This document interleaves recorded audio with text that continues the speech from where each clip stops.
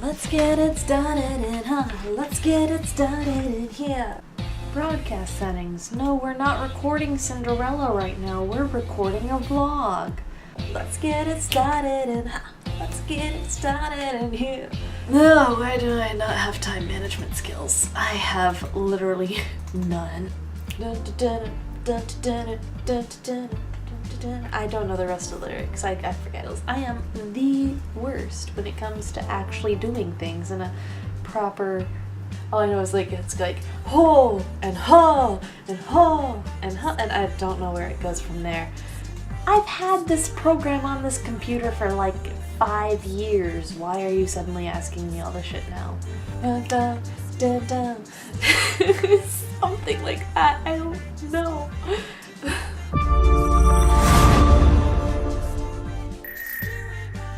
Hello everyone! So, the last vlog you probably saw, the one about me lancing the anxiety bubble, well that was filmed maybe 3 or 4 weeks ago, so the trip that I scheduled the flight for has already happened, and that's everything you need to know about my time management skills. Okay, woo! So, hot take.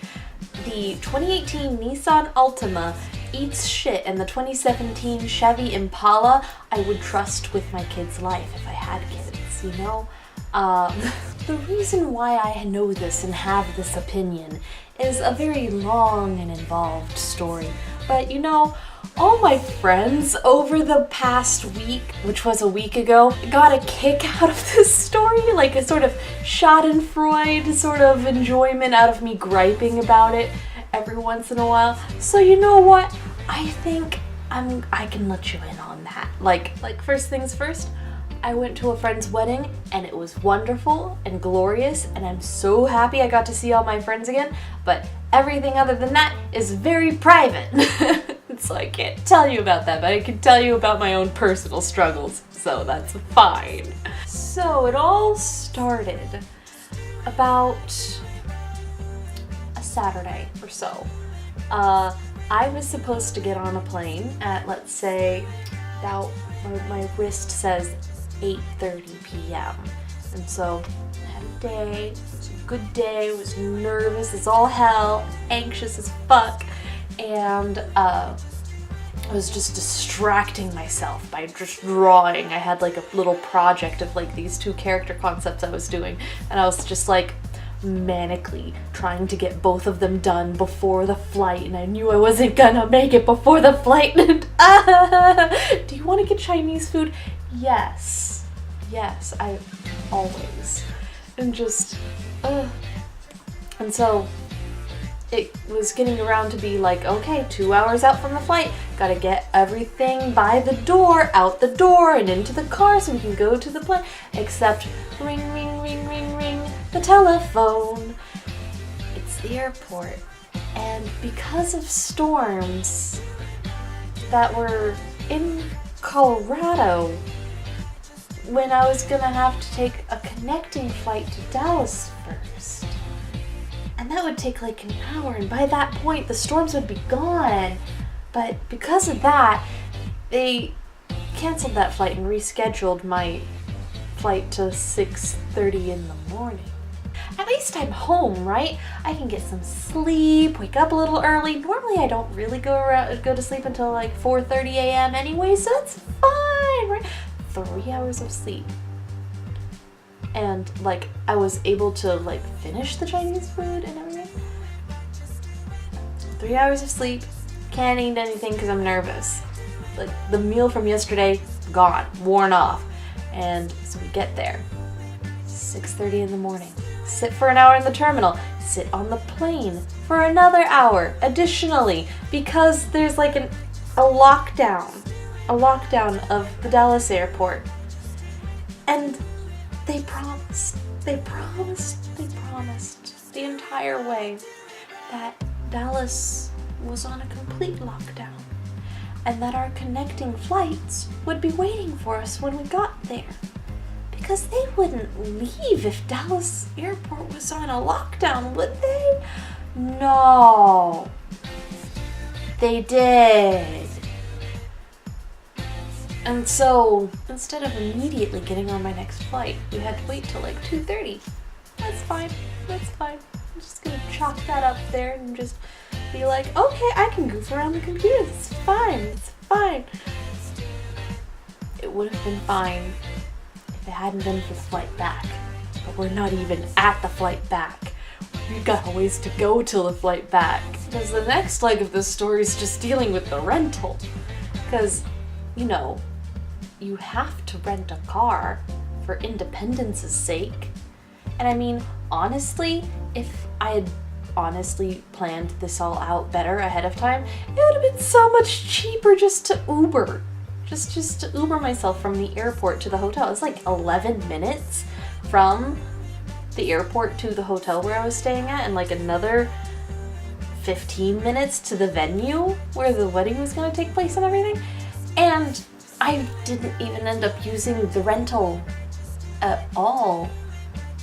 I only drove it for those 11 minutes, and like it was the Nissan Altima, and it was shaky as all hell. It might have just been the sleep deprivation and the food deprivation, because I hadn't eaten anything but like a chicken sandwich this entire day and a half. But the wheel was just responding to every minute little movement and every detail, and I was like, if I so much as twitch a muscle, I'm gonna fly out of this lane and go spinning out into the next ocean. Is that a bison? No, it's a statue. Like, they literally have these really lifelike, like life-size bison statues, and it freaked me out on the way out of the airport. But so I get to my motel, I check in, I'm calling up my dad on the phone to be like, hey, I've made it to the friggin' motel, while I'm getting the bags out of the car trunk thing, and then I'm calling him over to the elevator and going up and going over to the thing, and they're like, yeah, hold on, they installed the door handle upside down, so instead of like doing that to open the door, you had to go like this and then punch. And anyways, get in there, finish the call, pass the frick out at 6 p.m. because I am a tired baby. It's like a 2-year-old passing out after like a hyperactive sprint across the backyard. And lo and behold, we're supposed to go to like a rehearsal picnic in the afternoon. And I can't find my keys. Anywhere. And so I figure, I've done this to myself once or twice before.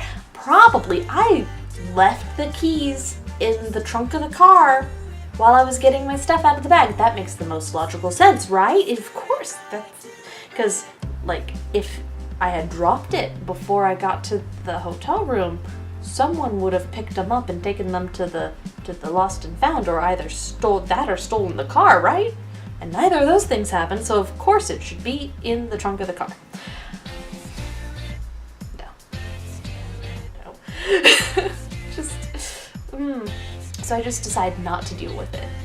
And my friends drive me around the entire week. The rental is sitting like a useless hunk of metal in the parking lot. And finally, I was a smart girl. I was very smart, because unlike another one of my friends who had to immediately drive to a different airport in order to make their flight at 6 in the morning, the morning after the wedding, I had scheduled an entire day to just sleep in and deal with shit after the wedding day. And so I called my insurance people and be like, hey, can you get me into the car? Because I locked the doors and I need to get into the trunk. Can you do that? Thanks. And they come out and all this stuff happens, and the poor insurance guy, he's a boomer, and so I'm a very sad millennial in that I don't understand a whole lot of technology things that I really should be understanding for my generation. I was raised by a boomer. I don't know some shit, okay? It's fine. He and I are just both like, these cars, the ones they're making nowadays that have the that don't have a physical ignition key. You just push the start button and the engine goes on if the key's in the car. I don't know. It doesn't make any sense to me. Can you find the thing in the latch in the back to make the seat pop down so you can get into the trunk through the back end there? No, I don't know where that is either. I don't know. I've been texting my friend Casey through this entire thing. She's walking me through it very patiently and just being like, so, there might not be a latch like that, but do you have like a plastic thing that opens up and there's a button there that you press? And I'm like, no! Yes! There is actually. The keys were not in the trunk. And even if they were in the trunk, once I had gotten into the car itself, I technically could have pressed the start button and gotten the engine to come on if the keys were in the trunk and been able to drive the car like that, because it doesn't have a physical ignition thing to push in and do the turn. And just, why? These cars make no sense.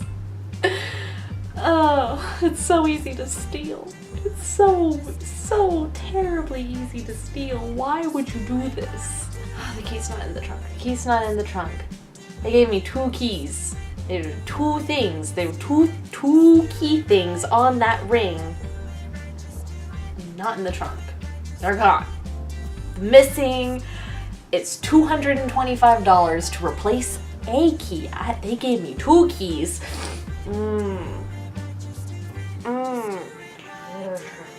No. This is a bad time. This is a really bad time. And so, I have them tow my rental to the airport. And the tow rental guy is really nice. He's a real good, nice dude. He thinks I'm married with kids, because this is a gift from a friend as a very subtle Dragon Age reference, and it doesn't fit on any, well, technically it could fit on the pinky, but it doesn't fit on any other finger except like that one and the pinky. You like try. That didn't work. So, anyways, moving on. Oh, that's a very loose one.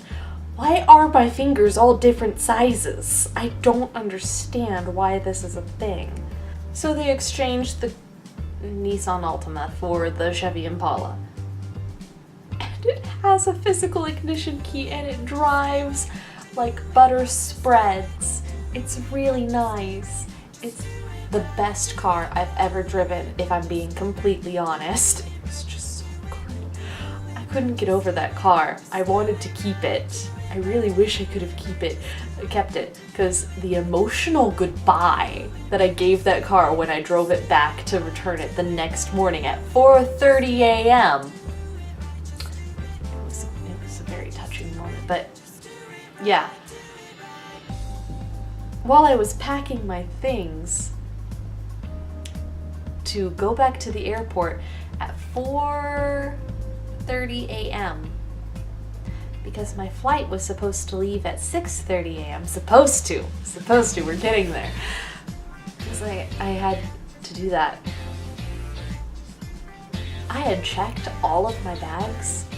I had looked in every pocket, thrice over. I had been in and around everything. I checked under the bed, I checked in the sheets, I checked under the air conditioning unit, I checked in the shelving, in the fridge. Nowhere to be found. I pack up my clothes and I zip that thing up and I stand my suitcase on its head. Where are the keys? They had wrapped themselves around the handle of my suitcase. I don't know how they did it. They just would not be extricated from the suitcase handle. And I'm just like,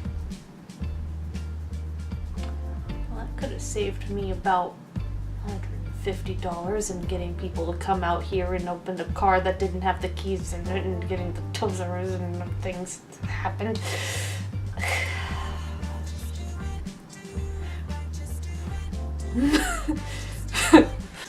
But at least I avoided a bigger hit than I could have had, you know? But to top the whole trip off, off. No, I was supposed to go back home at like 6:30 that morning. And they canceled the flight for no reason. I checked the weather services. There were no storms. None. Not in Colorado, not in Dallas, not in Oklahoma. No storms. None. And they canceled my flight and rescheduled it for 6:30 p.m. 12 hours. I had to get the rental back to the airport at least 6 a.m. I had to be out of the motel at least 6 a.m. So, I leave as scheduled. I arrive and get everything turned in and go through the TSA by at least 5 a.m. And I just found this really nice alcove in between the men and women's restrooms where they had a nice desk with plug outlets, and it was slightly warmer than the rest of the area, which was freezing.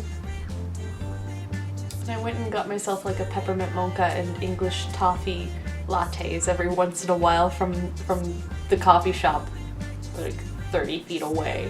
It was a good setup. And I just sat there for 13 hours.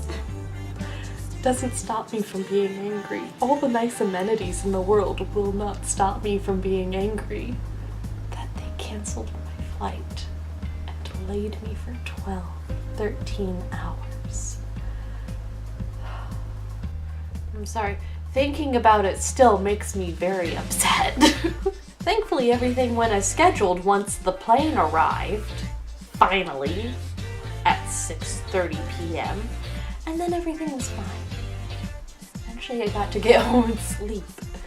But that's what I've been complaining at my friends about, like, the past week. And hopefully you get some sort of Schadenfreude joy out of it, because that's the most exciting thing that's happened to me in, like, 12 months. Yeah.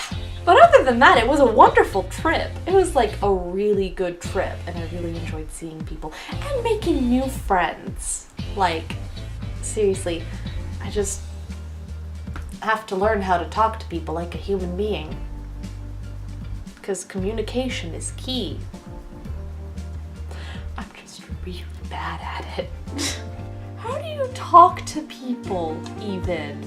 How does one make friends? Can I just send random memes? Can it just 30 memes at one time? Go.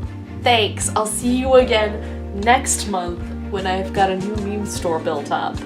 Fantastic. That's how you talk to people who are your friends, right? But anyways, that's the tea for now. And I will be seeing you guys in another video, so bye-bye.